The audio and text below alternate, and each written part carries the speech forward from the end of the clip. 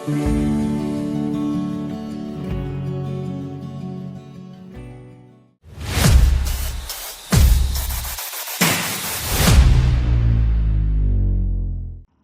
what is up guys? So another day, another vlog.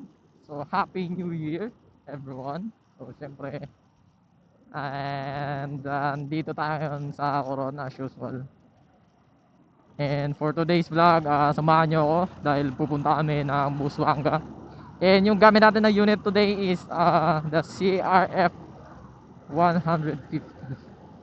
Yun. So syempre hiram-hiram muna tayo ng motor dito para makapag-ride tayo. So time check, it's already 2 p.m. and estimated time travel natin is 1 hour. So ngayon lang ako maglo-long ride na ganito yung dala natin na dirt bike. Though naghahanap sana kami ng CRF 250 kung meron, pero sa mga rental kasi dito sa bayan is usually wala namang ganito kataas na CC na motor. So pag ganito magre-rent kayo, meron lang available is KLX 150, CRF 150, WR ng Yamaha. So eto na yung pinili namin kasi mukhang bago pa and nakita ko na medyo malinis din. Test ride natin siya kung okay siya pang long ride. Though eto yung first time na magdadala ako ng gantong motor sa ganong kalayo. Hindi ko na kasi dinala yung lumang motor ko kasi medyo malayo yun, nag-aalangan din ako na yun yung dalhin namin kasi baka mamaya is masiraan kami. So ayun, ayun lang muna for today's vlog. Tingnan natin kung ano yung mangyayari sa araw na to. Let's go!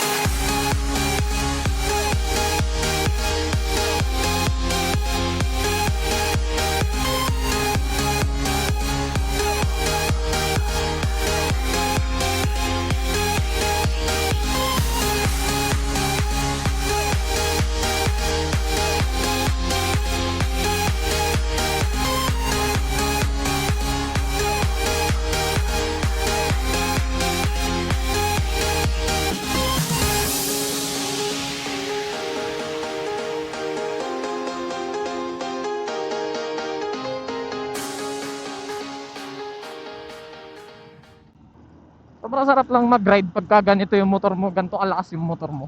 Parang hindi ka nag-aalangan sa mga malayuang biyahe. Parang hindi siya nakakatamad i-drive compared sa naka 125cc ka lang. Ano dito? Kaliwa kanan. Diretso? May daan pala dun. Saka sobrang sarap ilin ng motor na to kasi parang hindi siya dudulas. Ay, biglang tumatawid ng mga aso dito.